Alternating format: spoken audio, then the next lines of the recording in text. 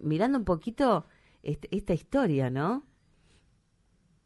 Sí, la novela de Cuello Blanco, bueno, que en realidad es mi cuarto libro, Ajá, tercer novela sería, antes estuvieron El Ciudadano, Aguas Turbias, y bueno, ahora de Cuello Blanco. sí, Y bueno, ya la presenté en la Feria del Libro, y ahora la voy a presentar el 12 de mayo, a las 6:30 de la tarde, en el sí, Museo del Libro y de la Lengua.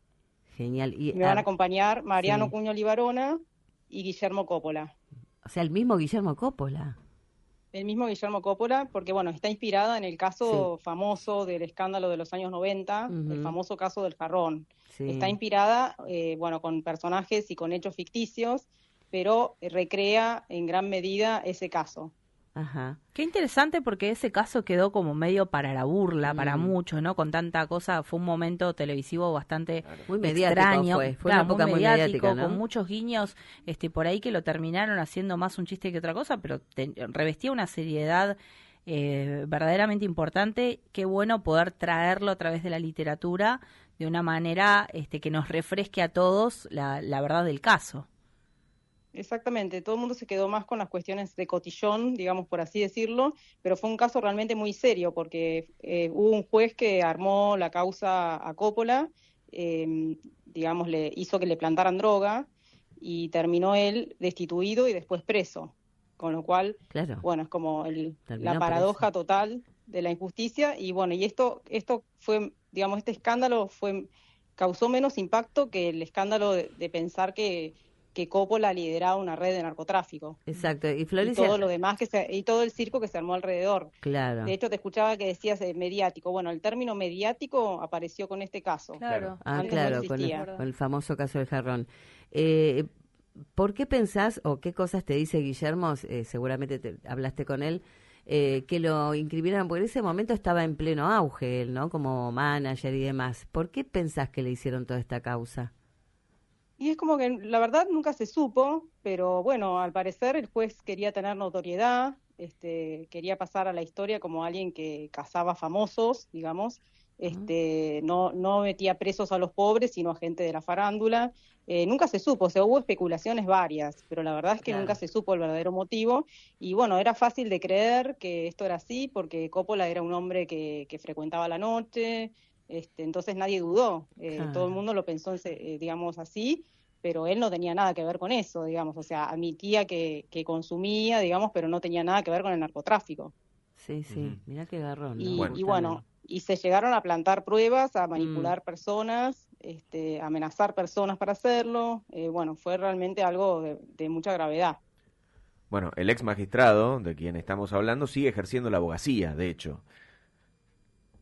Una de Sí, las tengo últimas entendido que notas que sí. salieron qué fue de la vida de, bueno, Mm. habla de que sigue ejerciendo la abogacía y de hecho escribe trabajos teológicos sobre el pensamiento del Papa Francisco. Estamos hablando de una nota que salió allá por el año 2024. Pero Florencia, ¿qué tal? Te saluda Mariano. Hola, Mariano, ¿qué Este tal? tipo Buen de día. casos me dan a pensar a mí de, bueno, Coppola pudo zafar seguramente por la cantidad de recursos con los cuales contaba, pero de cuántos casos de estos puede haber en la justicia que los damnificados no pueden zafar porque no cuentan con esa serie de recursos.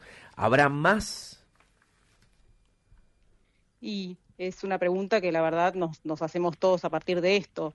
La verdad que igual era un caso tan burdo que yo creo que ni siquiera si no tuviera recursos, digamos, esto hubiera salido a la luz, porque había sido una maniobra muy burda, Ujú.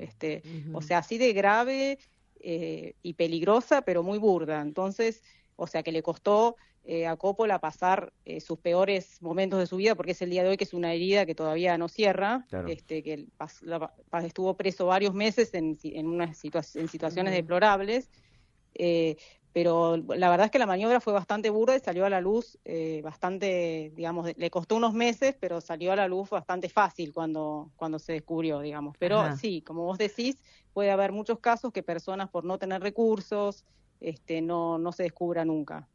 Floren- Puede ocurrir. Florencia, ¿y cómo se te ocurrió hacer un libro con esta temática? Bueno, como yo soy abogada penalista y el Ujú. hilo conductor de mis novelas siempre son casos donde pasan estas cosas, digamos, funciona al revés el sistema, o no se hace justicia, y bueno, me parecía que un caso donde el juez había terminado preso y el imputado libre era como un caso digno de ser contado, claro, más que interesante. Y los anteriores así libros... que así fue que me surgió, aparte era como que a mí me pasaba que yo justo lo había conocido a Guillermo Coppola a través de amigos en común, y me lo cruzaba en un montón de eventos sociales, y también lo conozco a Mariano Cuño Libarona, entonces es como que ahí me surgió la idea, digo, yo podría charlar con ellos, me podrían contar cosas, y bueno, ahí fue que me surgió la idea, digamos, de que aparte de los otros casos que he venido contando, uno de ellos, el anterior, Aguas Turbias, también inspirado en un hecho real, me parecía que podía ser muy interesante hacer esta novela. Claro. ¿Y cuánto hay de ficción y cuánto hay de dato real en este Y hay como, libro? Digamos, los hechos serían reconocibles, pero hay mucha ficción. O sea, yo construí muchos personajes, los personajes, bueno, son todos ficticios. Con algunos hechos se puede reconocer el caso, pero hay después una historia paralela, porque está narrada a dos voces, que es la historia del secretario judicial que recibe el caso y que tiene que, digamos, que sostener este caso, que tiene una vida con un montón de complicaciones y muy interesante y muy rica, que tiene mucho suspenso también toda su historia, y son dos historias que se juntan, o sea, un poco la historia de él que en condiciones que, digamos, de un montón de complicaciones personales recibe este caso y tiene que sostenerlo, el caso que la prensa se devora, y al mismo tiempo se va contando, digamos, hacia dos voces y en distintos tiempos, cómo surge toda la causa que sería contra un manager, que bueno, sería la que está inspirado en el caso Coppola. Claro. Y todos los movimientos que se dan dentro de los tribunales, ¿no? Y ese tipo de cosas, me imagino que son también muy propicios como para pensar o imaginar más historias, ¿no? Sí, hay muchos, o sea, hay casos, lamentablemente, en general, aunque parezca que no, porque es lo que trasciende, son los casos donde funciona todo mal. La justicia en general funciona bien, hay muchísima gente dentro de la justicia que da todo porque todo funcione muy bien. Hay magistrados, funcionarios y empleados de excelencia, pero lamentablemente hay casos donde esto no ocurre, y esos son los casos dignos de ser contados, ¿no? Las buenas noticias, ustedes lo saben como periodistas, las buenas noticias no son noticias, ¿no? Claro. Entonces, bueno, estos son los casos que ameritan, o sea, sería muy aburrido si yo escribiera novelas donde se hace todo muy bien. O sea, sería bueno para que la sociedad empezara a confiar un poquitito más en las instituciones, pero la verdad es que los casos que merecen, que tienen un drama, que tienen un nudo, digamos, son estos casos donde todo se hace mal o se hace al revés. Claro, tal cual.